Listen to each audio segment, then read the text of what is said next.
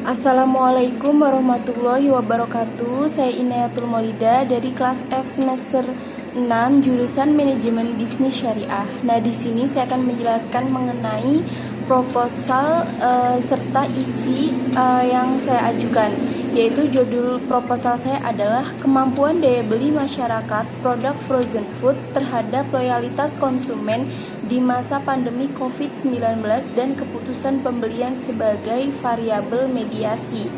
Nah, terus di sini saya akan menjelaskan mengenai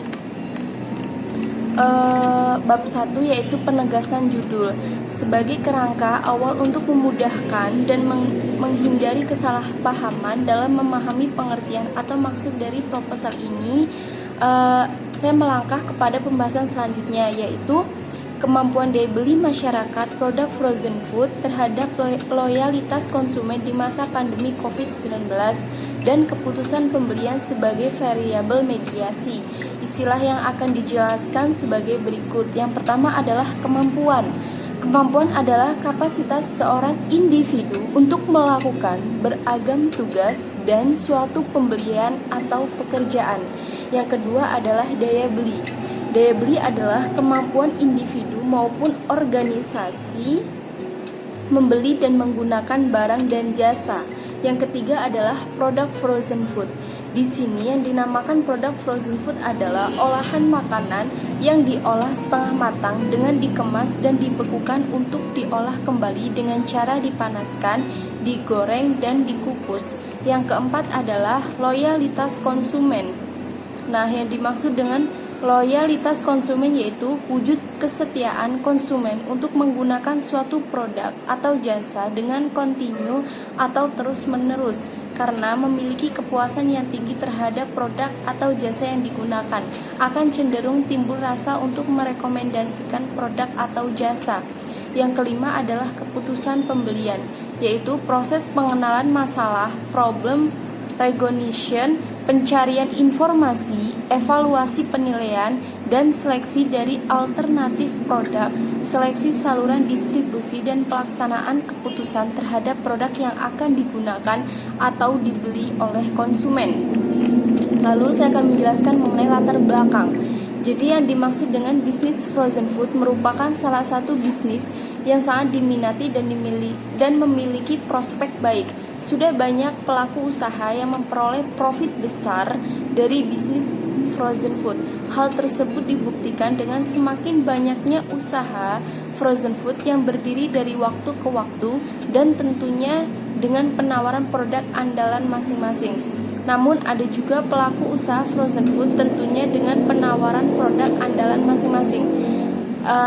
Di sini juga ada beberapa pengusaha yang gulung tikar atau bangkrut karena strategi pemasaran yang digunakan kurang tepat dan kualitas pelayanan yang kurang optimal. Artinya, keberhasilan sebuah bisnis frozen food dalam memenangkan persaingan ditentukan oleh penerapan strategi pemasaran yang tepat serta hubungan baik yang dijalani dengan konsumen dan juga mengetahui minat dan perhatian konsumen.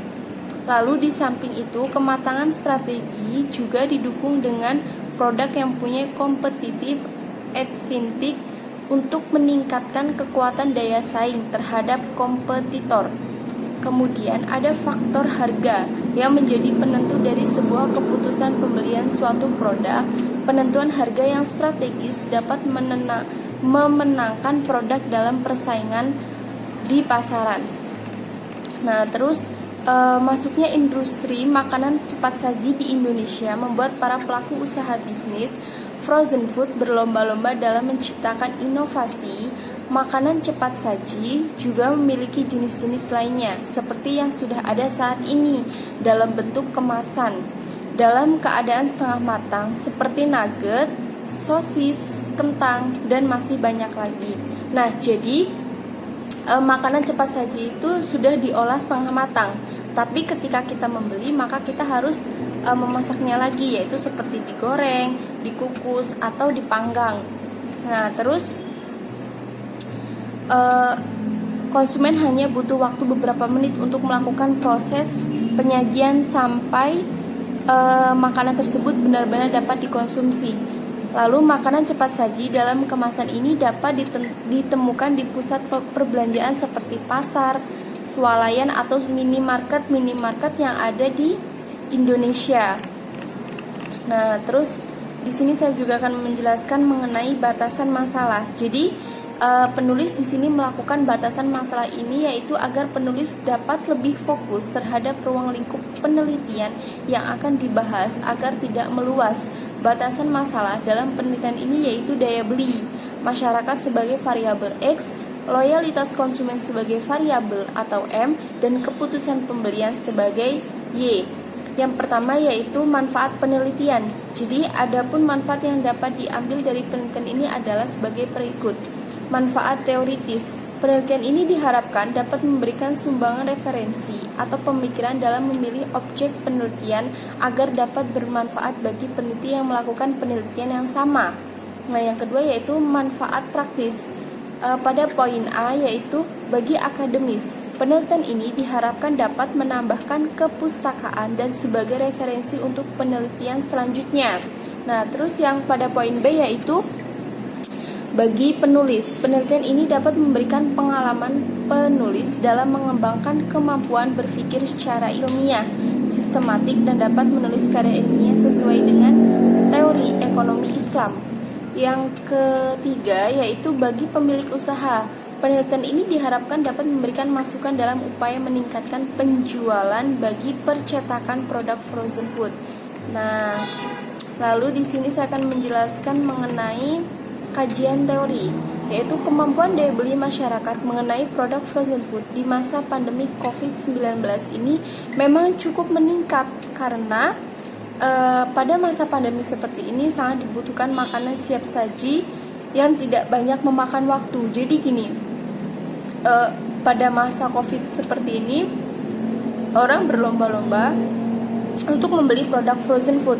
Kenapa? Karena dia lebih banyak waktu di rumah, jadi dia lebih kayak menghabiskan waktu untuk mengeksplor bagaimana cara dia mengolah produk frozen food ini sebaik mungkin gitu. Kayak misal contohnya berjualan online atau berjualan di rumah, apalagi di saat pandemi covid kayak gini, terus bulan puasa. Jadi dia orang tuh pada beli produk frozen food ini, yaitu dia mengeksplor bagaimana cara mengolah produk frozen food ini dengan baik gitu. Nah, terus banyak yang tidak banyak makan waktu. Dan pada masa pandemi COVID-19 ini, para sektor atau distributor produk frozen food berlomba-lomba dalam menciptakan inovasi-inovasi baru. Nah, para distributor, supplier itu dia orang berlomba-lomba untuk menciptakan bagaimana produk dia itu mengeluarkan inovasi-inovasi baru dan dia menciptakannya sekreatif mungkin, ya kan? Terus untuk para konsumen supaya tertarik dengan berbagai makanan, terutama pada produk frozen food ini. Jadi para distributor juga sangat menjaga kualitas bahan dan cara pembuatan produk frozen food ini, karena dengan menjaga kualitas produk frozen food ini sangat penting dan higienis serta sehat dan dikonsumsi di kalangan umur berapa aja, maupun anak kecil, orang tua. Cuman untuk produk frozen food ini juga nggak boleh keseringan gitu, karena juga nggak baik. Nah, terus itu saja yang bisa saya sampaikan. Apabila saya banyak salah, saya mohon maaf. Saya akhiri, wabillahi taufiq wal hidayah. Wassalamualaikum warahmatullahi wabarakatuh.